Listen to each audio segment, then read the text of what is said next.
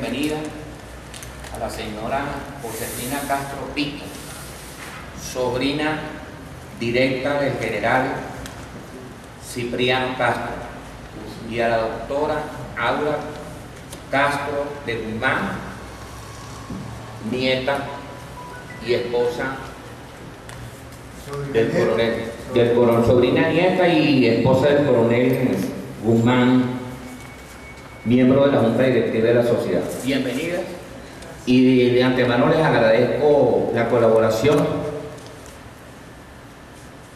de la donación de este libro, Cipriano Castro en la caricatura mundial.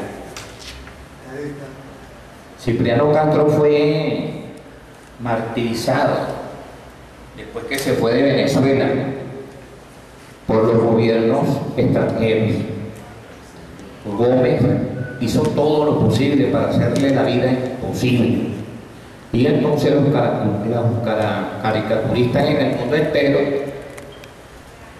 lo tomaron, como dicen aquí en Venezuela, de sopa. Es que dibujaron una gran cantidad de barbaridades de Cipriano Castro, pero Cipriano Castro siempre fue un tipo de honor, a pesar de lo que escribieron algunos venezolanos, unos dos venezolanos particularmente, pero sí, Cipriano Castro fue un extraordinario militar de la caricatura mundial. Yo consulté bastante libros de Cipriano Castro, bastante. Hay bastante libros, particularmente de escritores tachirenses.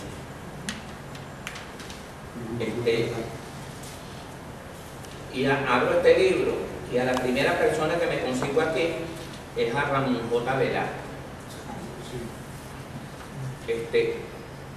expresidente de la República. Ramón J. Velázquez le propuso a los tachirenses la posibilidad de trasladar los restos de Cipriano Castro al Panteón Nacional. Y los tachirenses se opusieron rotundamente a eso, porque él tenía su propio panteón allá en el pueblito donde él nació. Entonces, Ramón J. le dijo, bueno, pero ¿cómo vamos a perder la única oportunidad que tenemos de llevar los restos de Cipriano Castro al panteón? Vamos a aprovechar que el presidente Carlos Andrés Pérez está dispuesto a firmar el decreto para trasladar los restos al panteón. Dijeron que no. Bueno, entonces utilizaron una medida ortodoxa. Algunos de los restos de Cipriano Castro los trasladaron al Panteón Nacional y el resto se quedaron en Táchira. Yo escribí este libro sobre Cipriano Castro. Este libro me ha deparado muchas satisfacciones. Yo he escrito otros libros, pero este libro es el que no sé por qué razón, pero para mí ha sido extraordinario.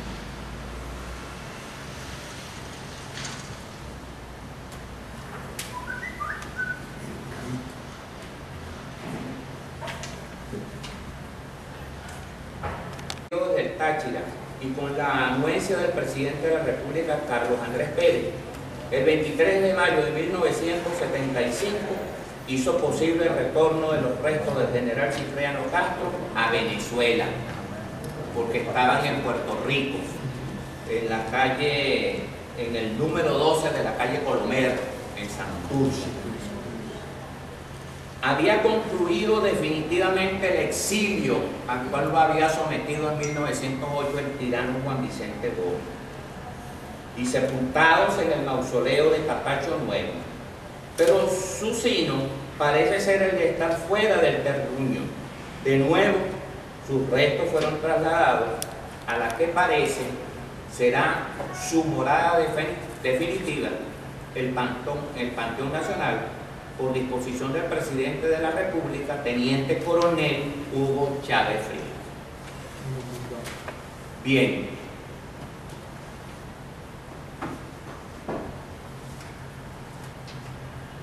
Cipriano Castro,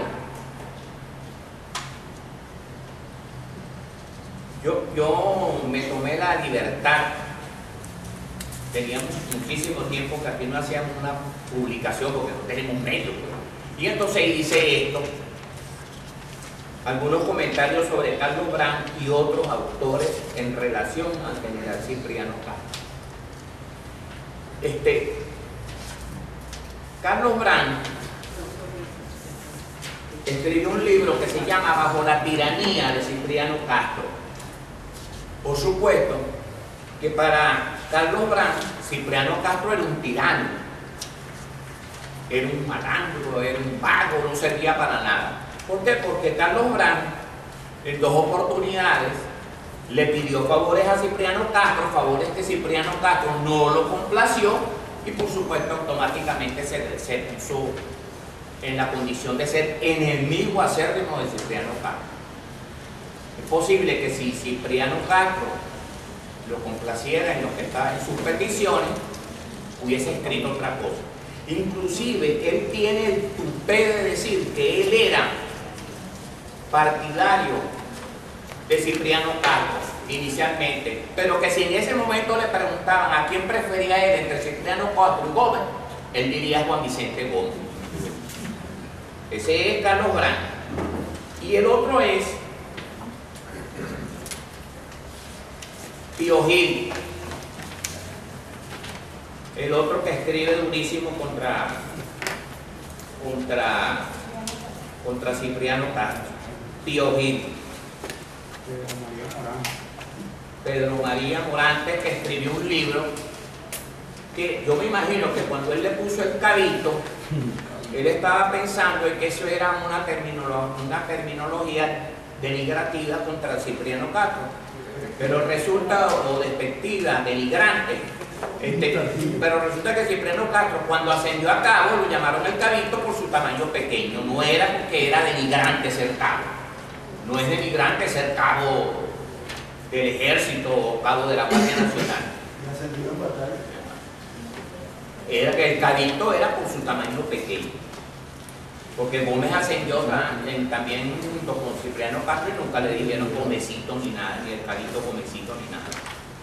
Pero estos son los 2 enemigos que tiene Cipriano Castro. En cambio, hay otros historiadores tachirenses. Por ejemplo, Gerson Rodríguez Durán, que escribió Cipriano Castro, su tierra, su entorno y su vida. El general Cipriano Castro era un ídolo y compañero para sus soldados, pues compartía sus riesgos y penalidades. Fue también un guerrero de valor suicida y un capitán de decisiones brillantes y enérgicas. Concebía y ejecutaba planes de batalla con asombrosa rapidez y movía a sus tropas con tan admirable agilidad que desconcertaba a sus enemigos. Poseía además una intuición innata del arte de la guerra, de las que carecían los demás jefes militares. En suma, el general Cipriano Castro fue tal vez uno de los más grandes capitanes militares posteriores a la guerra de la independencia y la federación, probablemente sin parangón con otro jefe militar en nuestro país. Y eso es cierto. El recorrido que hizo Cipriano Castro desde Cúcuta hasta Caracas se parece mucho al recorrido que hizo Simón Bolívar en la campaña admirable. Brand dice que Cipriano Castro era un cobarde porque Cipriano Castro eludía algunos combates. No, eso no es ser cobarde. Eso es simplemente estrategia. Eso es lo que ya, ahí es donde está la aplicación del principio de la economía de la fuerza y la masa. Yo empleo la cantidad de soldados donde yo estoy plenamente convencido que voy a vencer, de lo contrario no lo hago. Lo mismo que él dice que él venció en Tocuyito. Bueno, él venció en Tocuyito porque los jefes del gobierno estaban divididos. Un comandante de las tropas del ejército y un comandante nombrado por el Ministerio de la Defensa, y no se pusieron nunca de acuerdo. Y a la hora que le tocó disparar la artillería cayó sobre sus propias tropas. y no lo dicen aquí, pero la información que hay es que Cipriano Castro, como en esa época todavía se utilizaba, en este momento es imposible que eso se haga, infiltró dentro de las tropas del gobierno algunos cornetas, y esos cornetas en el momento indicado tocaron retirada, y las tropas del gobierno se retiraron porque pensaron que eran propios cornetas. Eso es lo que llaman una medida de engaño y una aplicación del principio de la sorpresa. Bien,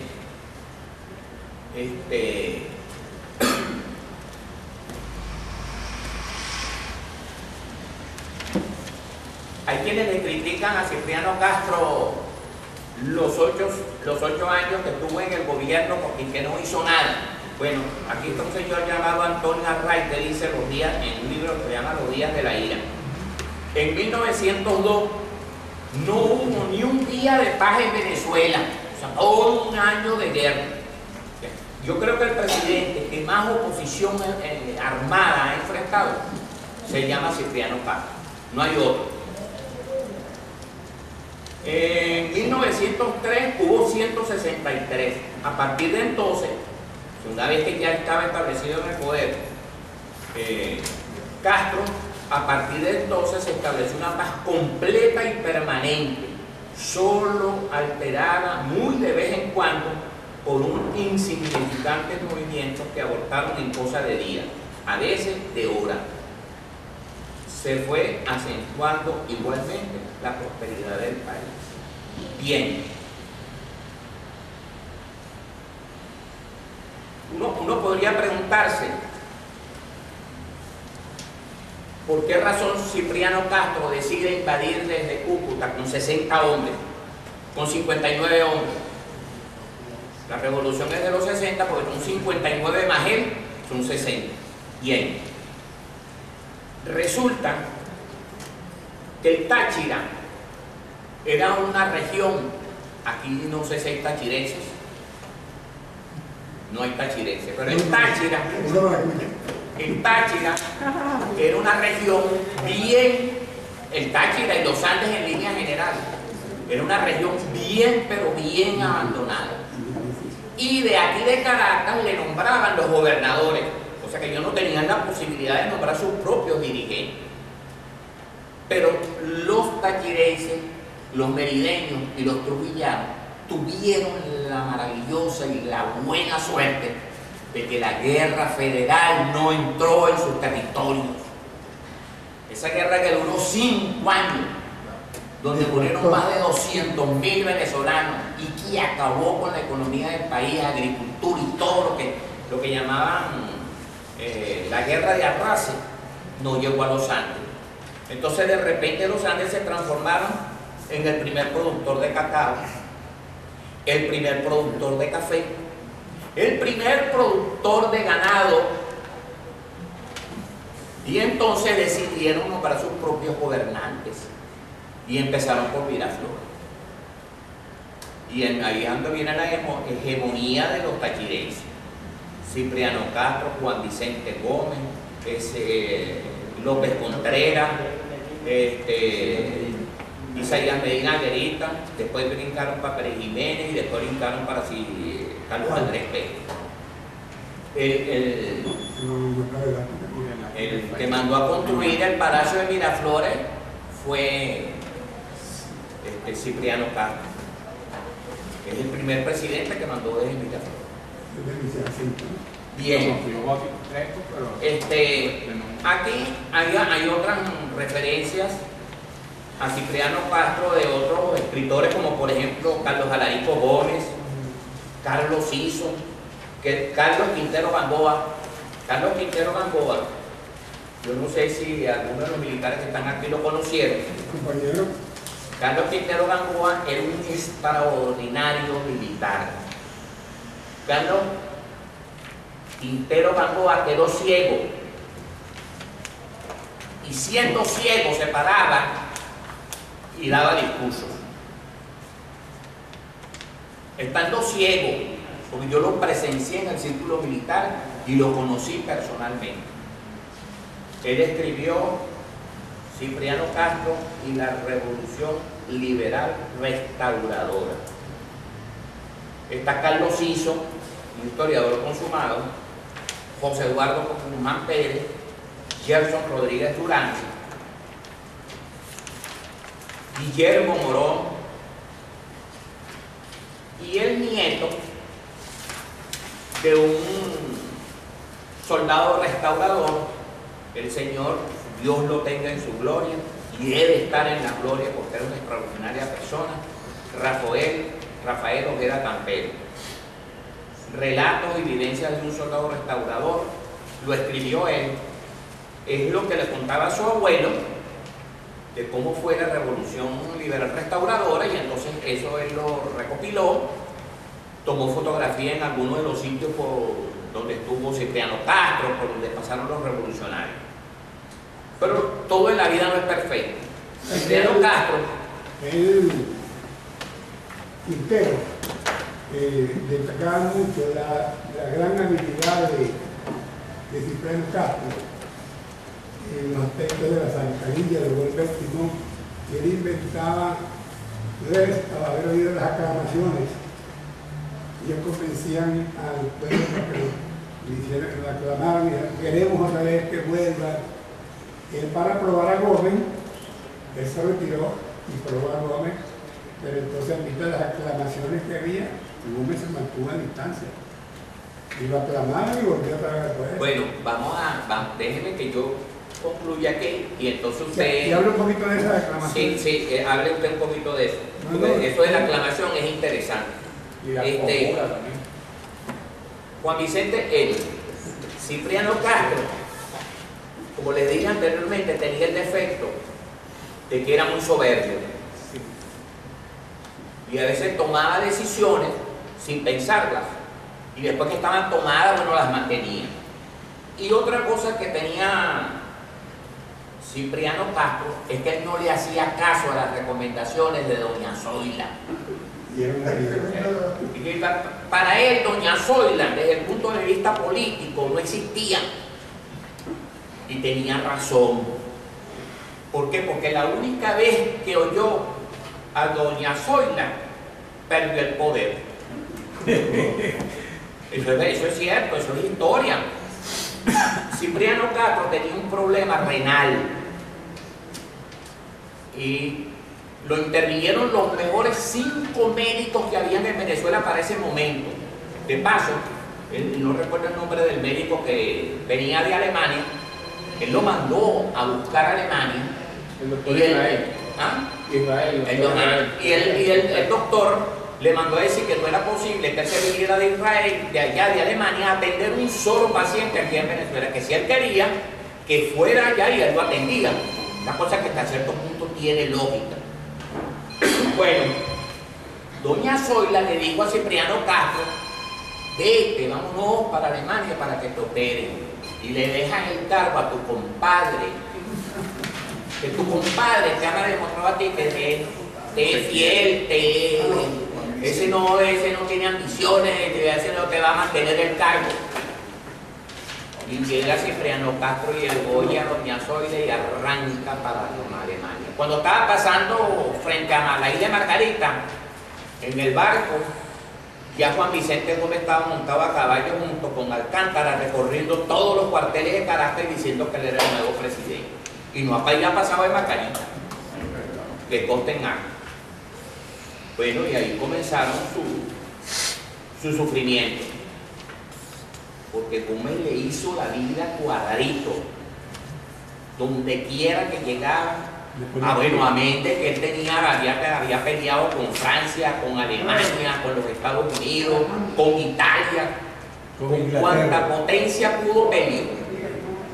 Entonces, eso le sirvió pues de acceso a Juan Vicente Gómez.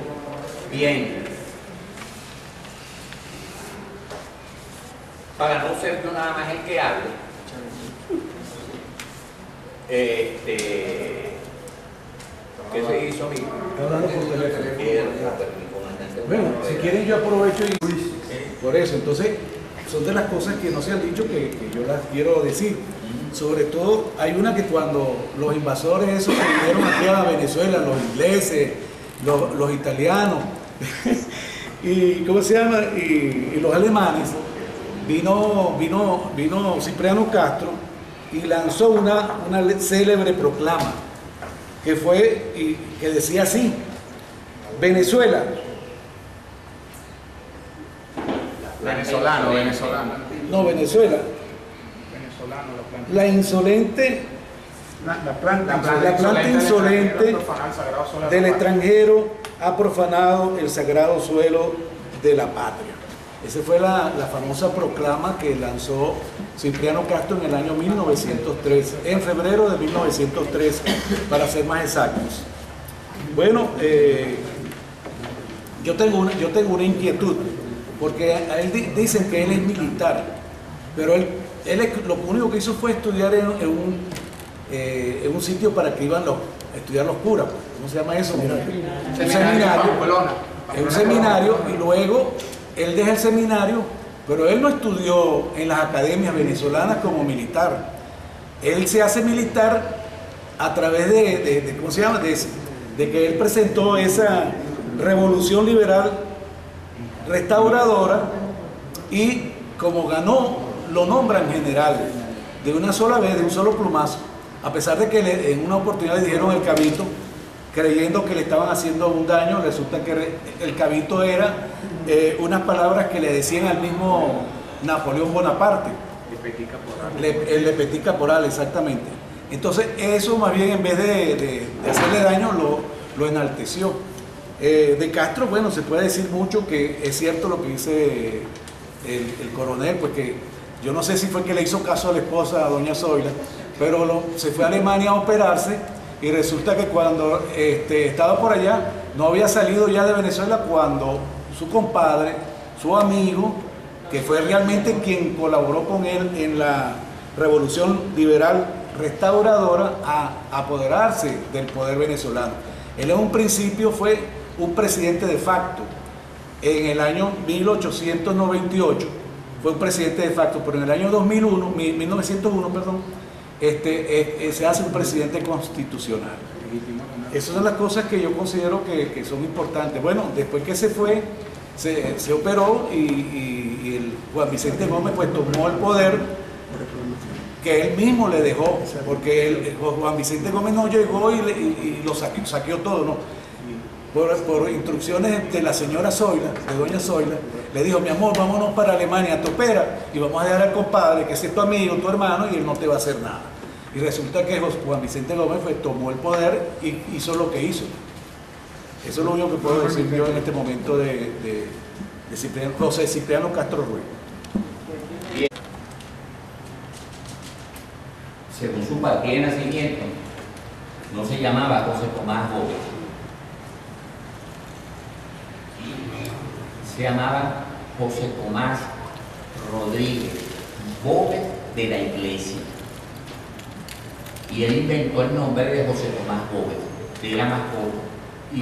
¿Y cómo sabemos que fue el que se inventó ese nombre? Porque él aparece firmando algunos documentos como José Tomás Gómez con D pequeño, pero su apellido es con B grande. Eso es lo primero. No conocemos a Cipriano Castro como José. Yo sí sé que se llama José. Tuvo como 18 hermanos, como que fue 9 con una esposa y 8 con 2 casados. Era mujeriego. El papá tenía doble matrimonio. Viga. Sí, sí. No solamente a Zoila. Estoy usando ahorita. Ese es el libro más completo que se ha hecho. Nadie dijo nada. No digas eso. No digas eso. No digas eso. No digas eso, que eso es el libro más completo que se ha escrito sobre Cipriano Castro. Yo te puedo mostrar libros de Cipriano Castro como sordo, que te cuento, para que veas. Bueno, pero o sea, se considera que es más completo porque el hombre ha durado 40 años para hacer este libro. No, eso no importa los años que dure para hacer un libro. Tiene 2.600 notas de pie de página y ha ido a todos los archivos. Escrita en papel Biblia. Bueno, si tiene 2.600 de pie de página, así leyó libros de Castro para poder escribir el texto. No, sí. Si tú me dijeras a mí que no tiene a pie de página, es una investigación que no pasó por la lectura de otros libros. Uno no puede decir este es el mejor libro que se escribió sobre tal o cual. Eso es como decir que el mejor libro que se escribió sobre Simón Bolívar. Sobre Simón Bolívar yo creo que se han escrito más de 6.000 libros. Sí, es el Pues, más estudiado. Y sobre Miranda, También. bueno, entonces uno no puede decir este es el mejor libro, este es uno de los libros. Es una apreciación subjetiva. Con respecto, me interesa mucho lo que dijo el doctor Eber Contreras sobre por qué Castro es general. Bueno, nada más y nada menos porque se hizo general en combate. En combate. Claro. Eso, nada más, no necesitaba más nada. Yo lo que digo en cuanto a eso es que la gente dice que era militar, político y de paso filósofo. Y dicen también que él era, ¿cómo se llama? Era militar desde joven. Él no fue militar desde joven. Él fue de un solo guamazo, como dicen en criollo, general en combate. No, porque si no, no se hubiese llamado el Cabito. Primero fue cabo. Claro, el maíz general Cabito, el cabo general, como ahora que hay mayor general y teniente general y brigadier general. Y general en jefe. No, generales en jefe existían cuando la independencia y estaban prohibidos esos ascensos. Bueno, Bien. esa era la interrogante mía. Inclusive, de Cabito a general. yo te podría preguntar a ti, ¿en qué academia militar estudió Santiago Mariño para ser general en jefe? En ninguna. ¿En qué academia estudió José Francisco Bermúdez para ser general en jefe? José Francisco Bermúdez lo ascendieron a general en jefe en 1821 después de la batalla de Carabobo.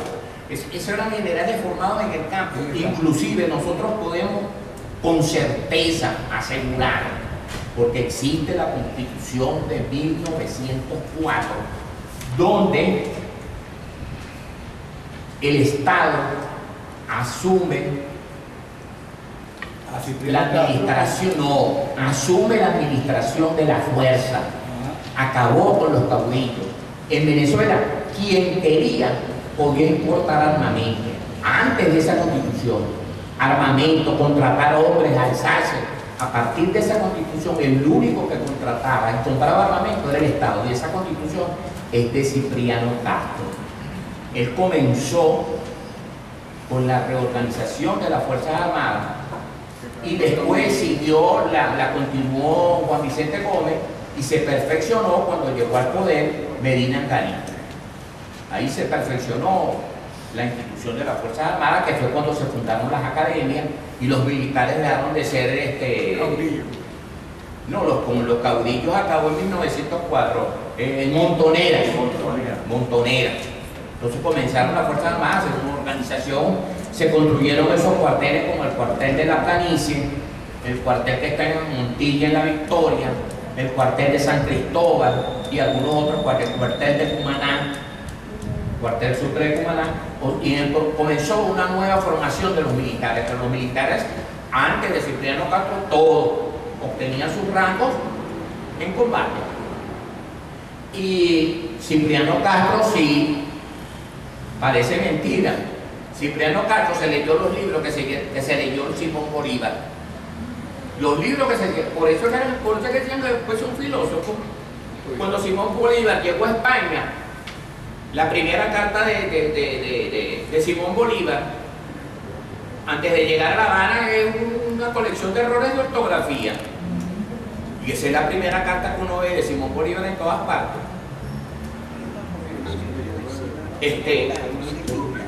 Yo por aquí señalo los libros que se leyó Cipriano Castro, pero claro, tengo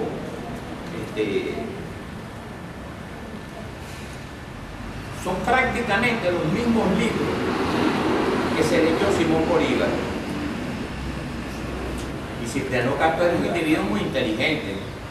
Muy inteligente. Muy inteligente.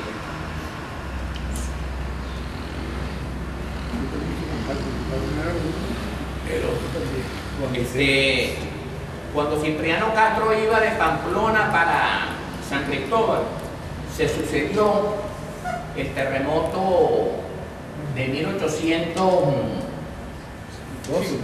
¿Ah? 75. No, Capacho, Que destruyó gran parte de los Andes. Bueno, y Cipriano Castro participó en la reconstrucción de su pueblo y era un muchacho. Era un muchacho. Lo que pasa es que no es lo mismo un muchacho de esa época a un muchacho de ahorita. Las muchachas de esa época, a los 12 años, ya tenían 4 o 5 muchachos. Y no era que tenían 4 o 5 muchachos porque andaban por ahí vagabundeando o se los consiguieron en era porque ya se habían casado. O la esposa de Juan José Flores tenía 14 años. 14 años tenía la esposa y creo que le implantó como que fueron 8 muchachas.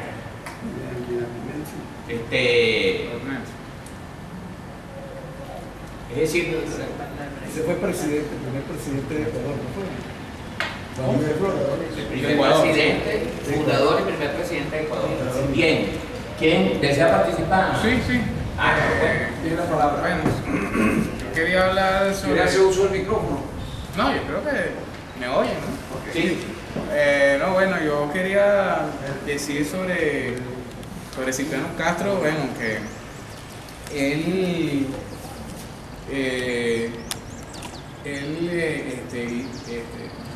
inicia su vida política hacia la década de los 80 del siglo XIX, enfrentando a los conservadores de los Andes. Los conservadores de los Andes recibían el nombre de ponchos y los liberales llamaban lagartijos.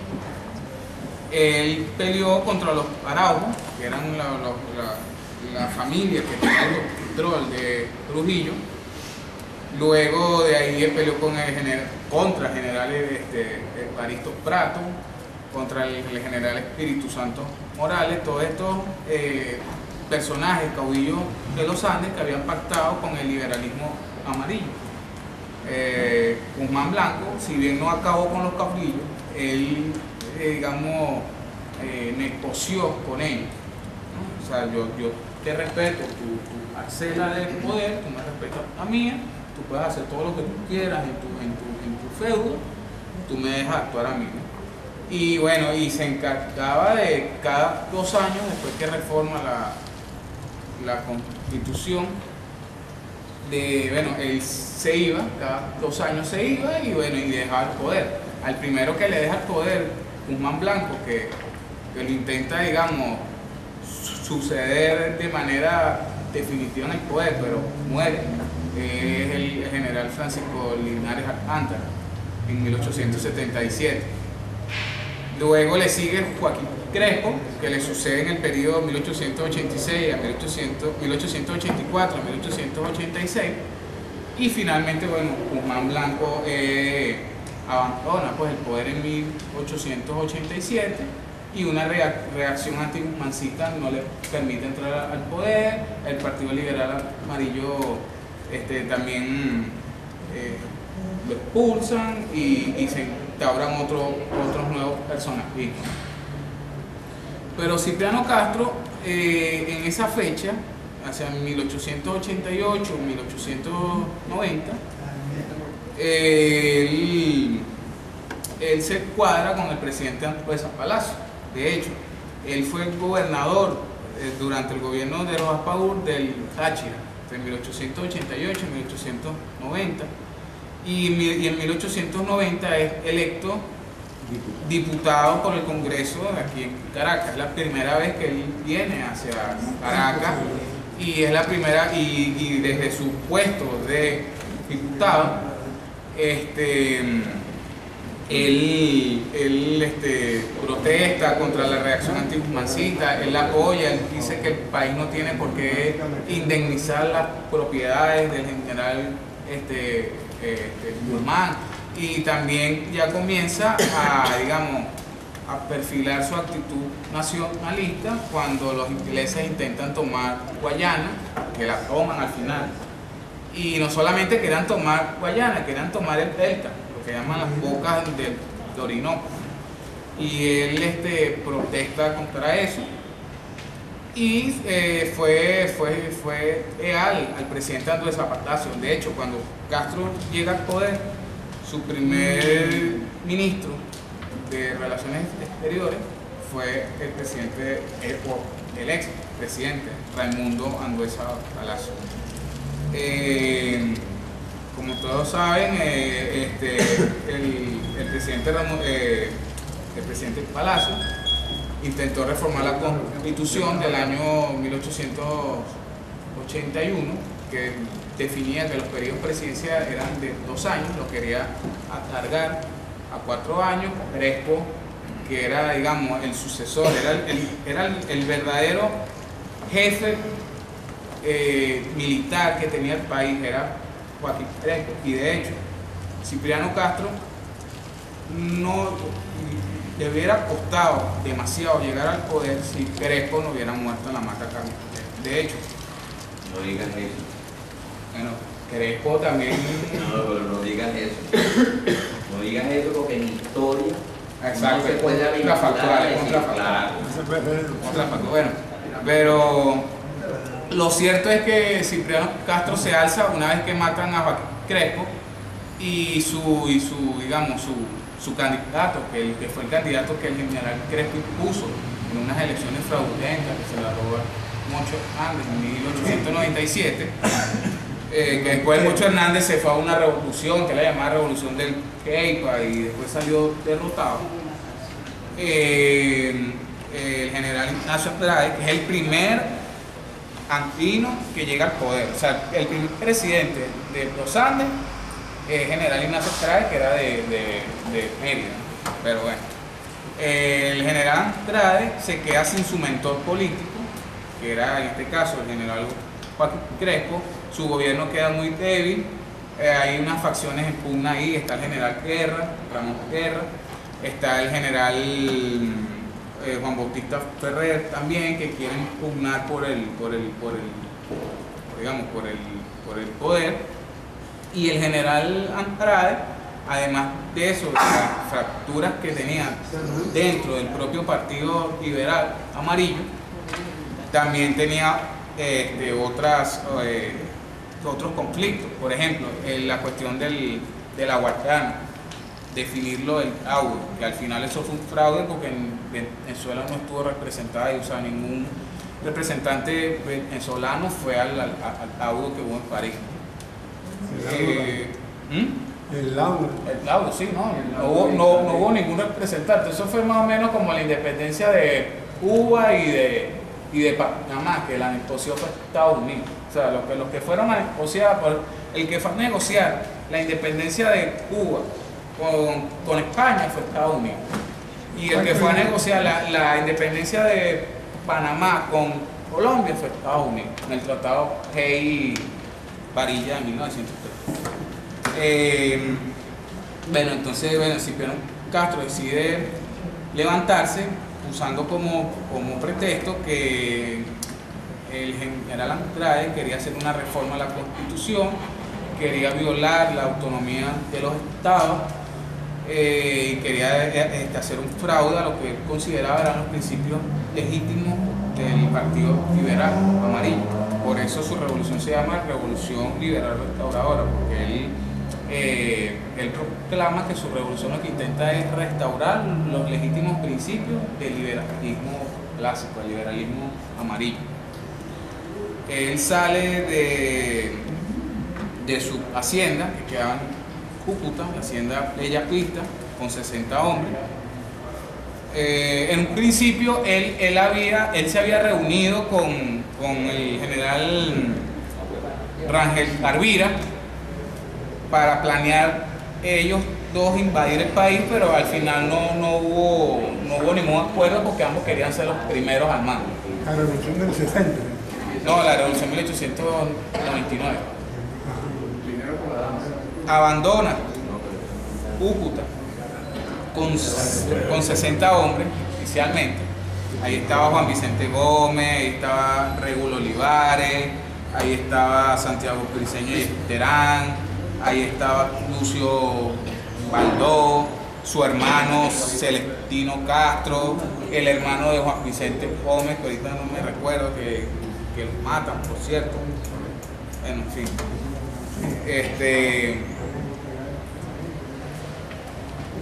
Cruzan la frontera el 23 de mayo de 1899 y empiezan a tener una serie de victorias en San Cristóbal, después en Las Pilas, después en Totonó, en Tobar. Y son victorias en parte, bueno, sí, pues Cipriano Castro fue un buen militar, eso nadie lo va a negar. De hecho, él se hacía llamar el invicto, bueno, invicto jamás vencido, el vencedor jamás vencido. Pero también esas victorias se debieron a una fractura del mismo gobierno. Eran ejércitos que si bien, porque Cipriano Castro sus tropas no estaban con el mismo equipamiento militar de las tropas que tenían Arad, que eran más, tenían más recursos y estaban mejor equipadas, porque eran tropas del país. Y también se debió a eso, muchas de las tropas que salieron a combatir a Cipriano Castro se pasaron a su bando, abandonaron, o sencillamente no fueron a combatir. Fueron a combatir y Cipriano Castro fue avanzando, hasta que llegó a la batalla que, digamos, que lo llevó al poder, que fue la batalla de Tocuyito, donde salió herido porque hirieron al caballo, el caballo se le fue a la pierna, pues se le encapiristó en la pierna y se la aplastó y... Exacto, entonces él quedó herido, pero esa fue la batalla que le dio el poder, porque inmediatamente al conocerse el triunfo de los restauradores, Andrade abandona el país y queda en la presidencia del general Víctor Rodríguez, que es el que finalmente se la cede a Cipriano Castro el 23 de octubre de 1899, porque la batalla de Tocuyito fue el 9 de septiembre del año 99. Castro estuvo en Valencia recuperándose de su herida. Ahí llegaron mucha gente del mismo gobierno a intentar negociar con él. Mato fue uno que llegó y después se le sumó Mato a su gobierno. Mato después van a tener una serie de diferencias, y un personaje que lo abrazó, que lo arropó casi hasta el final de su periodo presidencial en 1908 fue Ramón Tello Mendoza, que es el que lo hospeda en su casa, es el que se vuelve uno de los hombres más poderosos de su régimen. No era de los Andes, era un liberal amarillo, y formó parte de lo que Castro se hizo rodear, y fue por eso en parte que él va perdiendo el poder o va perdiendo la simpatía de los andinos, porque él va sumando a su gobierno viejos liberales del siglo XIX, Tello Mendoza, Matos en un principio, Andrés Palacio, o sea, los andinos que lo acompañaron. Si ustedes ven las carteras ministeriales que tuvo Cipriano Castro desde 1899 a 1908, van a encontrar nada más 5 o 6 andinos en todas las carteras. Todos eran gente del viejo Partido Liberal Amarillo. Muy pocos eran gente de los Andes. Sí, usted ve, ahí está Belutini. Belutini no era de los Andes. Ese era un banquero. Un banquero, Belutini. Los pueblos que pusieron el dinero. Exacto, entonces los andinos se vieron, muchos de ellos, pese a que los que lo acompañaron eran oficiales jóvenes. El más joven era el general López Contreras, que tenía como 18 años cuando llegó con Cipriano Castro. Ellos se sentían que Castro, después de 1903, 1904, 1905, Castro los había defraudado porque había retornado a las viejas prácticas y le había dado a los mismos oportunistas que él intentó derrocar en principio el poder de los ministerios, de los monopolios, de las aduanas, etc. Entonces Castro, cuando llega al poder en 1899, encuentra un país, bueno, en quiebra. El país le debía a las potencias unos 180 millones. Alemania, ¿no? A todos los países en total. El último préstamo lo hizo Alemania al general Joaquín Crespo en 1898, que fue el disconto, que fueron 60 millones. Y era una deuda sumamente alta para un país que recibía un presupuesto anual de 20 millones, más o menos. O sea, el presupuesto no eran los presupuestos que se manejan hoy en día, que son millardos. El presupuesto eran 20 millones, 25, y entonces, bueno, era una deuda bastante alta, ¿no? Lo otro es un país empobrecido, parece que se habían pasado por tres grandes revoluciones: la revolución del general Crespo en 1893, la revolución legalista, después la revolución del Peipa con el Mocho, y la revolución liberal restauradora. Eso implicaba que los peones del campo eran reclutados, abandonaban su faena, los campos se venían a ruina, las tropas saqueaban, robaban, quemaban. Entonces eso se prestaba que, bueno, la economía, sobre todo en la zona central, se viniera abajo, se viniera sí, a pique. Lo otro es los precios bajos del café, que se mantuvieron durante todo el periodo completo por una sobreproducción que hubo en Brasil, que era el mayor exportador mundial de café. Alrededor el gobierno brasileño comenzó una sobreproducción hacia 1898 a producir 7 millones de sacos anuales, y eso se comenzó comenzó a haber más oferta que demanda, y los precios comenzaron a caer.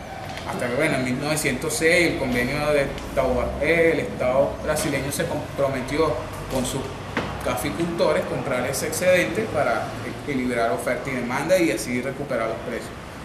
Entonces, ¿qué estamos aquí ante esta situación?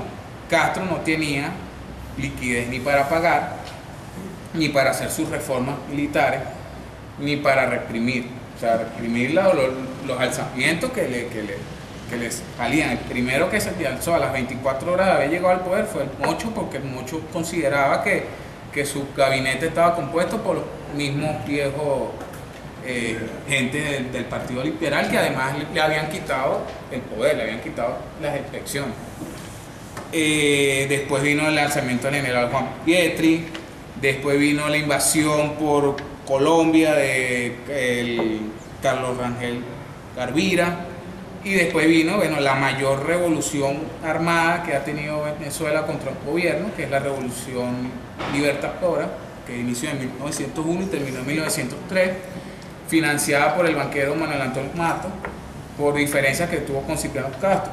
En 1900, el gobierno, no solo Cipriano Castro, sino los gobiernos que le habían precedido, le debían al Banco de Venezuela, que era el que financiaba, pues era la caja del mismo gobierno, era el que le pagaba a los funcionarios, era el que financiaba al Estado.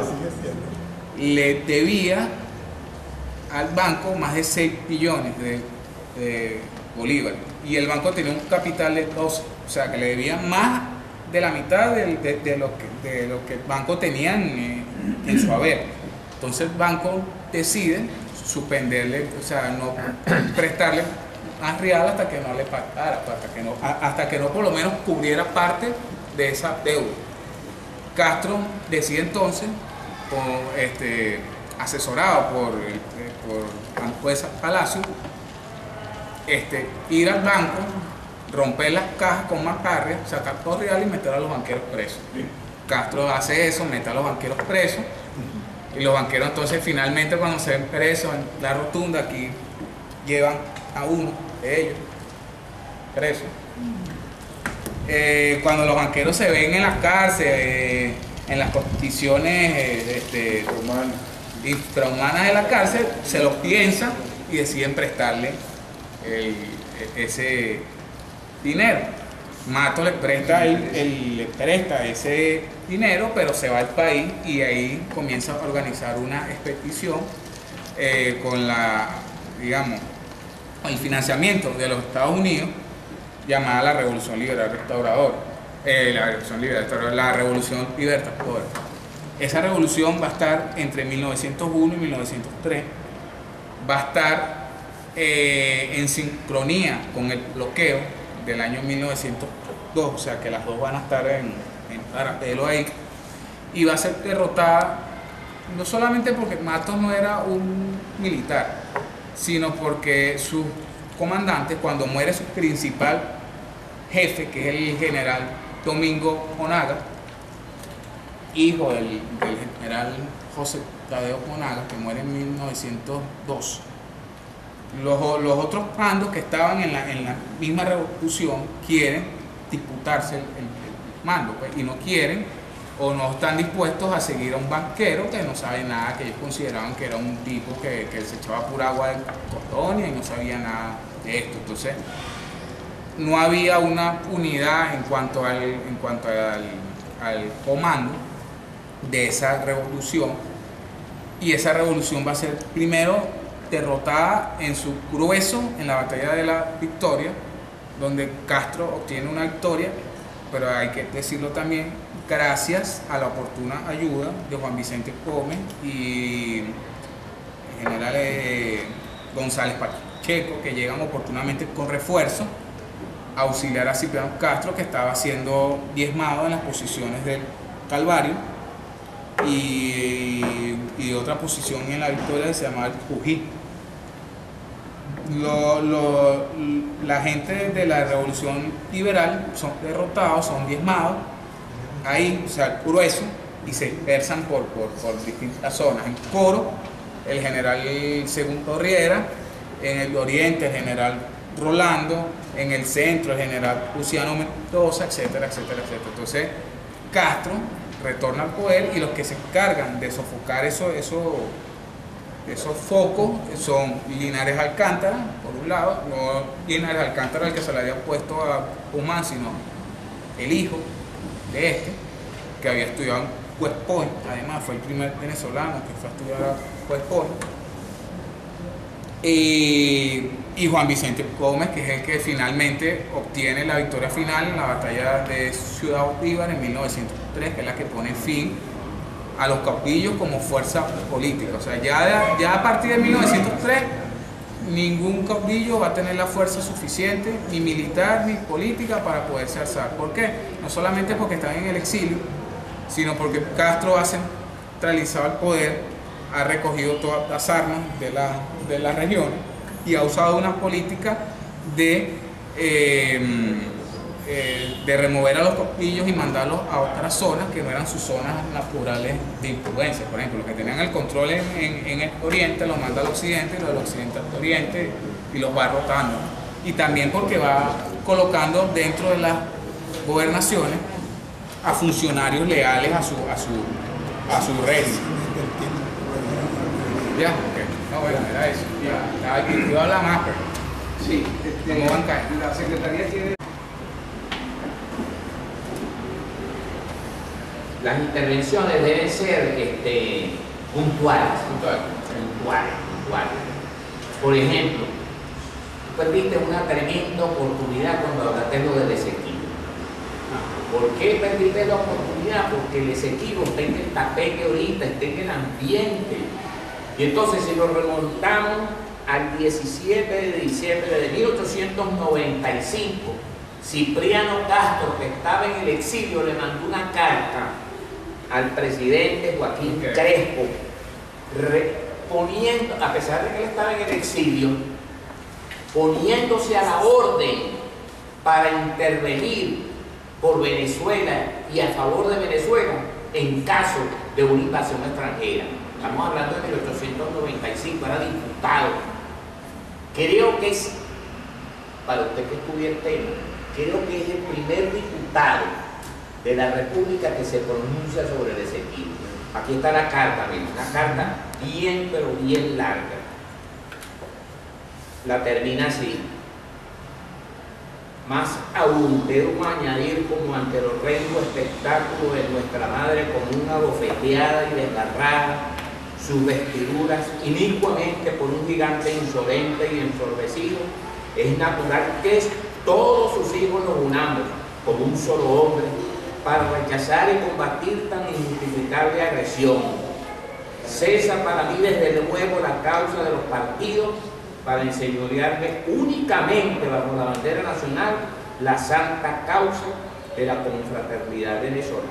Es que, a pesar de que él era enemigo del gobierno, a pesar de que estaba en el exilio, estaba poniéndose a la orden del gobierno para luchar contra la invasión.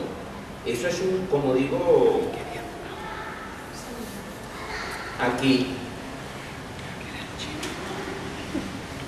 la otra cuestión tiene que ver con el patriotismo, el nacionalismo y el sentido de soberanía a prueba de dudas del general Cipriano Castro, puesto de manifiesto siempre y cuando fuera preciso, y prueba de ello es una carta del 17 de noviembre de 1895 dirigida al dignísimo Joaquín Crespo desde el exilio.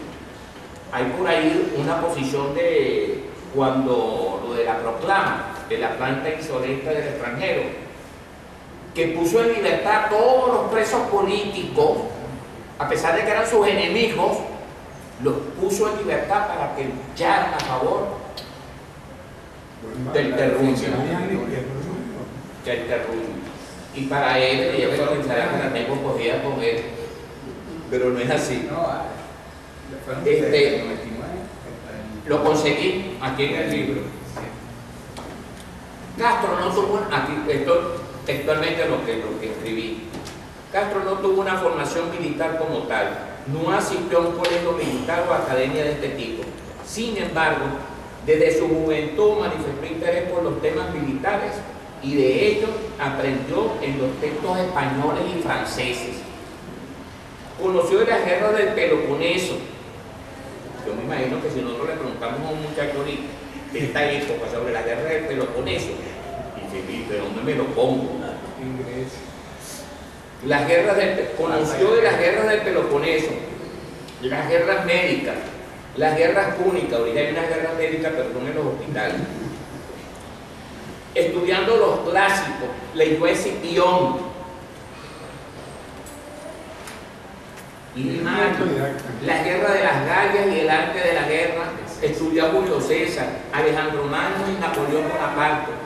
Además, su preparación militar se completó con el conocimiento de los códigos militares de 1892 y 1896 sobre el manejo de la táctica y la estrategia utilizada por el ejército regular venezolano, y conoció la obra del general y escritor prusiano Carlos María Clausewitz, cuya frase famosísima es: la guerra es la continuación de la paz por otros medios, la continuación de la política por otros medios.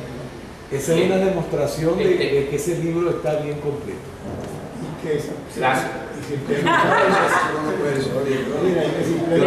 libro que se ha escrito sobre Castro. Yo sé lo que tú quieres.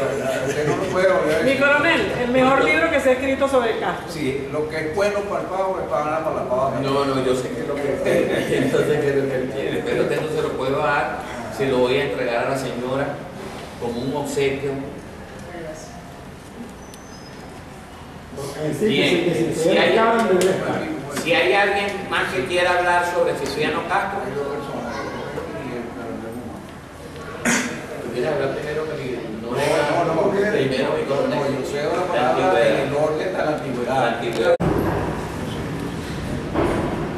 Revisando el folleto preparado por la sociedad, me encontré con algo en lo que usted usa en su libro, en su obra, Guillermo Morón muy acertadamente dice que Cipriano Castro era un intransigente nacionalista.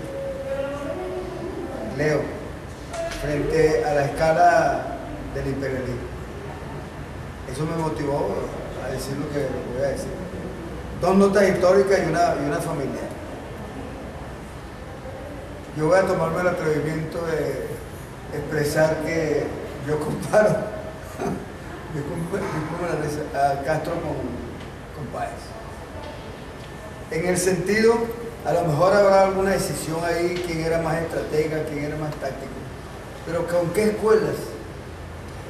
¿Con qué escuelas militares que no fueron la lectura y la experiencia en combate llegaron a tantas victorias? ¿Quiere que le conteste? Conteste. Primero, Páez no era estratega, Táctico. era un táctico. Es correcto. Cipriano Castro era un estratega. Era un estratega, eso es. Cipriano Castro era un tipo que formado planificaba una campaña militar. Y Exactamente. la campaña militar se formaba de varios combates, encuentros, batallas. Páez tenía la capacidad para conducir una batalla y otra y otra batalla, pero no organizarla como una campaña militar. Pero imagínense los dos juntos. No una visión de conjunto. una visión- de lo que salió. No se hubieran llevado bien. No sé. No, Páez no se llevaba bien con nadie. Bueno, él conoció a Bolívar en Cañafito después de que tenía como 10 años. Sí, pero no le quedó más remedio que reconocer al genio de Bolívar. Es que ahí está el asunto, cada quien peleando con Mariño, el Libertador de Oriente, por allá. Bueno, porque esa era la que llamaban lo que Simón Bolívar llamaba las repúblicas aéreas. La otra parte, Republiquetas. la segunda de mis notas es que ese nacionalismo está ligado de una gran moral, indiscutiblemente. Y esa gran moral de repente se enturbió después de, según lo que he leído, de la batalla de Tocuyito, donde no fue herido, sufrió un esguince por el incidente del Ferrari. Entonces esa parte de mi coronel que habla de que los doctores de Valencia, esa parte que habla de que los doctores de Valencia lo condujeron por el camino de la...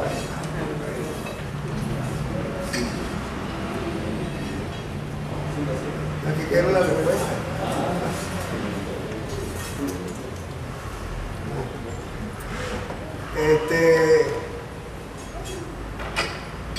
Triunfante en Tocuyito, repito, lesionado con un esguince, cayó en las manos de lo que varios llaman los doctores de Valencia, los camarillos, y le enseñaron la buena vida, el trago, los licores, esa cosa. ¿Qué tan cierto es que eso haya influido? Bueno, déjeme, siga ahí que yo voy a buscar aquí el capítulo de Tocuyito. Ok. Y la tercera parte es que el hombre, por no hacerle caso a la esposa, murió a causa de una afección renal. Y después tuvo una sobrina nieta que es especialista en riñones, porque es el urólogo, la doctora Castro. Además que los problemas renales en los Castro es hereditario. Es hereditario. Esos son los genes. Para que sea medio fluya. Puede ser los genes. Castro León era Curioso. Castellón. Eso es Castro León. Genético, es genético. Genético, doctora. Hereditario. Hereditario. Pero ahora dice que es hereditario. Le participo que tiene el derecho de palabra el coronel Guzmán. Remember that. Bueno, entonces queda solamente que conteste con respecto a los placeres que le enseñaron los médicos de Colombia, de Valencia, al Cabito. Déjeme. Ahora, Los placeres de los valencianos. perdón, Los placeres de los valencianos. los placeres de los valencianos. Adelante. Quiero hacer una observación porque creo que el coronel nos dijo que por hacerle caso a su esposa, José Cipriano Castro, él no murió en esa oportunidad, murió mucho tiempo. No, claro. No. estuvo a punto de Murió morir en Castro Macul murió en Puerto Rico en 1824. En Santurce, Puerto Rico. y no murió rico en No Santurce murió de ningún problema renal. de hemorragia en el estómago. Él murió en la calle Colomer número 12 de Santurce, Puerto Rico. Es correcto. Sí, coronel, ¿y por qué tanto les impactó de que le hizo caso a doña Zoila? Pero nadie le impactó que el papá tuvo no sé cuántas mujeres y no sé cuántos hijos. no, el papá se casó Eso dos debería veces. saber. Estamos hablando del papá, sino de... No sé. Ah, es el que tuvo no me dijo. Sí, pero Estamos hablando del hijo. Ese- Es que en realidad que convenció a Zoila de que enviaran a Cipriano Castro al exterior fue Juan Vicente Gómez, porque A él le interesaba. él decía, yo no me veo sin mi compadre muerto. Y Juan Vicente Gómez es el que cuadra con José Ignacio Cárdenas, que era el cónsul en Berlín, la clínica y el médico donde tenía que ir Cipriano Castro. Pero es que a mí me parece bien pertinente que era él el que tenía que viajar, no el médico. Aunque soy la que hubiese estado acompañando. Era una historia grande. Bien. Ay, sí, dígala que venga. Cipriano Castro, lo que eran los mejores médicos que estaban En Venezuela, el doctor Y Torres. esos médicos lo operaron a él bajo presión. Con la diferencia de que los gobernantes que tenemos no tienen una manifestación formal de lo que es patriotismo, de lo que es nacionalismo y de lo que es la defensa del territorio y la patria. Y digo esto formalmente porque tenemos que sacar conclusiones de las expresiones históricas. Antecedentes. El mismo Castro había llegado al poder en 1899 tras vencer en otra guerra civil, revolución liberal, restauradora, en la que se derrocó al presidente constitucional Ignacio Andrade, estableciendo un gobierno llamado restaurador. Desde entonces, el gobierno se dedicó a iniciar, y fue un gobierno centralista, a cancelar la deuda externa, a modernizar las Fuerzas Armadas y se alió con los caudillos más influyentes del país, pero debilitando con ello a muchos otros. O sea, esa es la concepción que la historia ha privado durante muchos años desde su nacimiento, que es el problema de esa figura del caudillismo. Para ello utilizó el sistema de alianza creado por Antonio Guzmán Blanco, para imponer funcionarios del gobierno central en cada estado. Cada una de estas regiones del país y ante estos muchos caudillos se vieron en la disyuntiva de que por un lado tenían que apoyar el levantamiento o arriesgarse a quedarse aislados y sin poder con estas reformas. Los revolucionarios fueron financiados por los banqueros caraqueños Matos Bulton. Cuando hablan de Matos no le dan las otras connotaciones de los otros financistas o banqueros que participaron. Bulton y Velutini, que habían sido vejados por el presidente Castro, quien los amenazó bajo presión a que prestaran dinero al gobierno. A lo largo de 1901, Castro logra sofocar las insurrecciones producidas en los estados Bermúdez y Bolívar, encabezado por Pablo Guzmán, Horacio y Andrade, Uchar de Zoilo, Vidal y otros. El conflicto se internacionaliza con la invasión del estado Táchira por una de las ofensivas colombianas de San Cristóbal, encabezada por el general venezolano Carlos Rangel Gordiras, en represalia por el apoyo de Castro a los liberales rebeldes, liberales de Rafael Uribe, en el contexto de la guerra de los 1000 días. En octubre se revela el general Rafael Montilla, el Tigre de Guay, en el estado Lara, pero será finalmente en el mes de diciembre en que se desata la revuelta armada general en todo el país, pero es el veterano general liberal Luciano Mendoza quien se alza en Aragua y Carabobo, bautizando el movimiento como Revolución Libertadora, que se formó por los diversos caudillos regionales, cada uno con la capacidad de movilizar y armar las masas de campesinos en montoneras.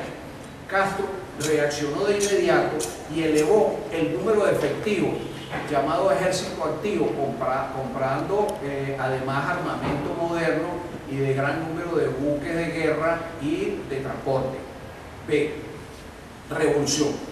El líder principal del alzamiento, Manuel Antonio Matos, planeó y dirigió las operaciones desde la isla de Trinidad, logrando convencer a varios caudillos locales descontentos para que se sumaran a la lucha.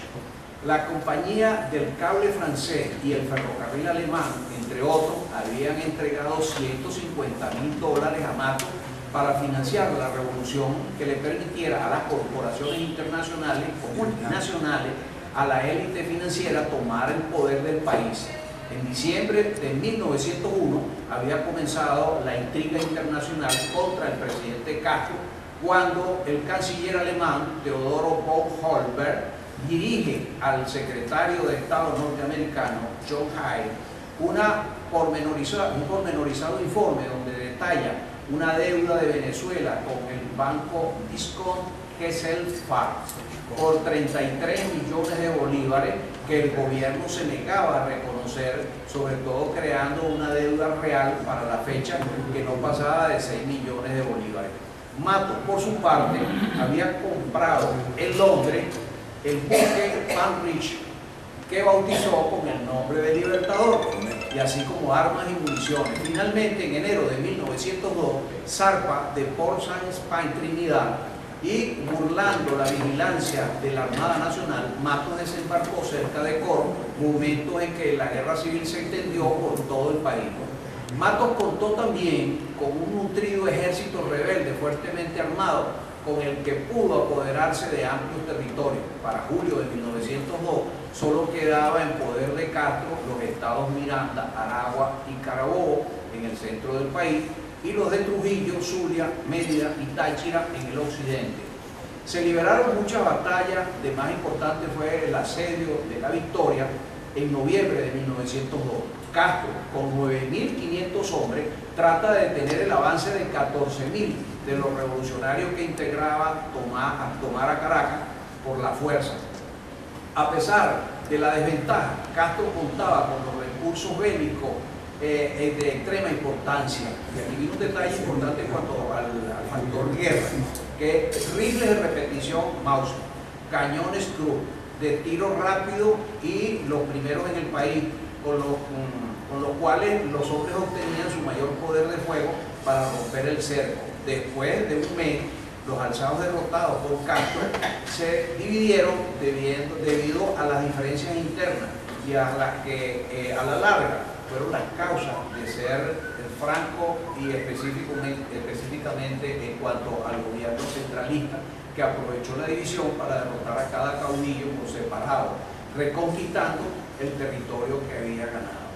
Aún así, quedaron algunos focos activos, principalmente el general Nicolás Rolando en el centro y en oriente de Venezuela.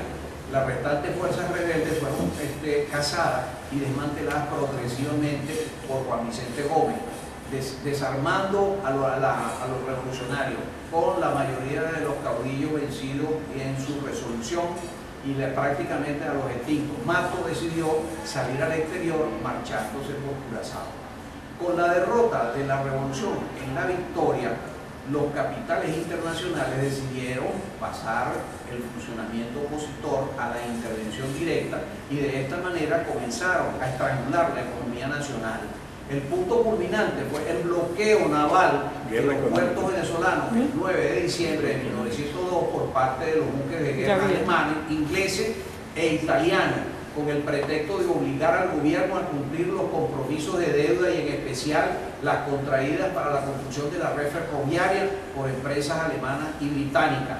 Ante la violencia de las acciones bélicas que sumen al país a una grave crisis internacional, los rebeldes aprovechan la situación del gobierno y el 29 de diciembre de 1902, Amabile Solange y Luciano Mendoza atacan las posiciones del gobierno en Caja de Agua, cerca de Barquisimeto, donde expulsaron a las tropas de Leopoldo Batista y González Pacheco. El presidente Castro solicita la intervención del presidente Roosevelt de los Estados Unidos como mediador en el cumplimiento de la doctrina Monroe, obligando el retiro de las naves europeas para que saquen del protocolo de Washington, que fue firmado el 13 de febrero de 1903.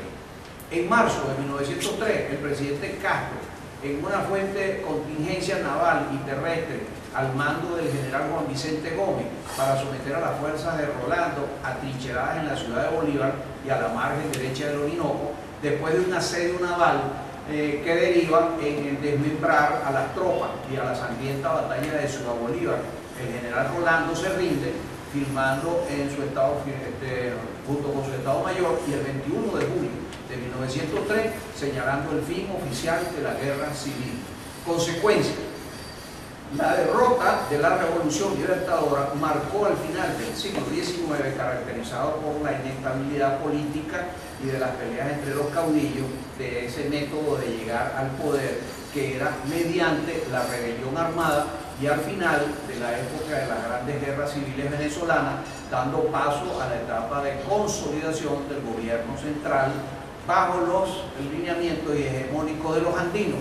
no antes de enfrentarse, como nunca lo habían hecho, a un presidente venezolano con potencias extranjeras modernas. El llamado Ejército Restaurador Liberal se institucionalizó, convirtiéndose en un efectivo y profesional ejército nacional a cargo de la seguridad de todo el territorio venezolano. La Marina de Guerra, tan devastada por el bloqueo naval de 1902, comenzó a un largo proceso de modernización e incorporación de las unidades a la flota.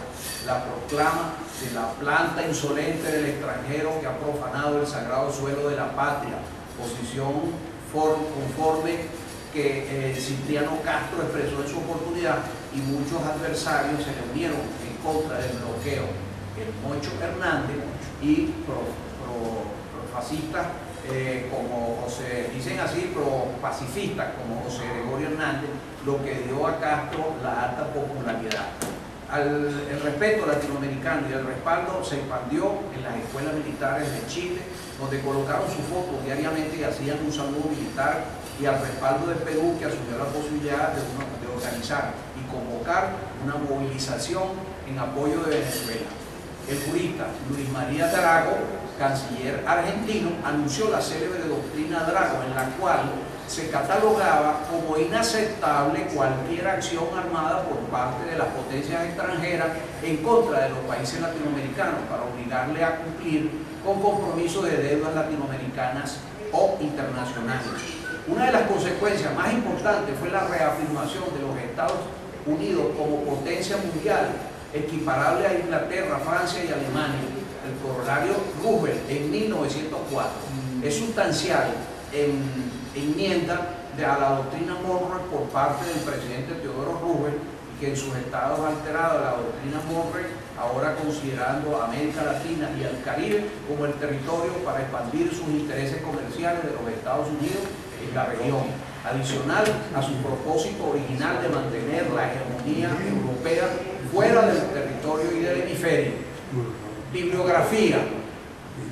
Y yo quiero que para un futuro, y para terminar, cada uno de los miembros de la sociedad divulgadora, cuando haga la presentación, un conversatorio de sus opiniones, hagan el recuento bibliográfico, y a ese efecto yo señalo que la consulta en cuanto a la exposición hecha, que tiene aspectos importantes desde el punto de vista político, desde el punto de vista económico, desde el punto de vista de la historiografía actual, en la bibliografía consultada fue la siguiente: José Raimundo Porras Pérez, La batalla de la Victoria de 1902, táctica, logística, liderazgo y otros aspectos militares de las fuerzas beligerantes venezolanas.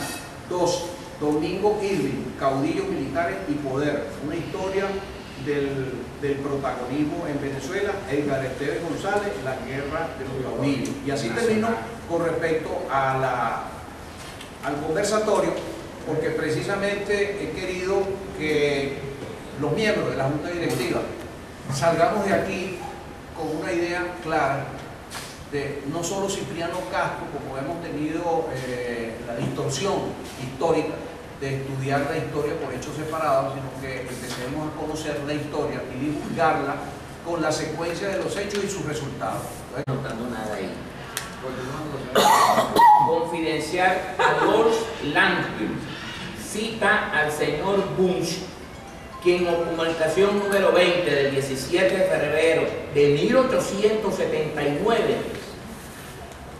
fíjense, esta carta es de 1900, él se trajo 21 años atrás. Entre otras cosas, dice lo siguiente: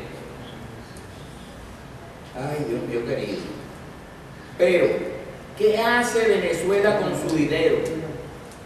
A duras penas le paga a alguien.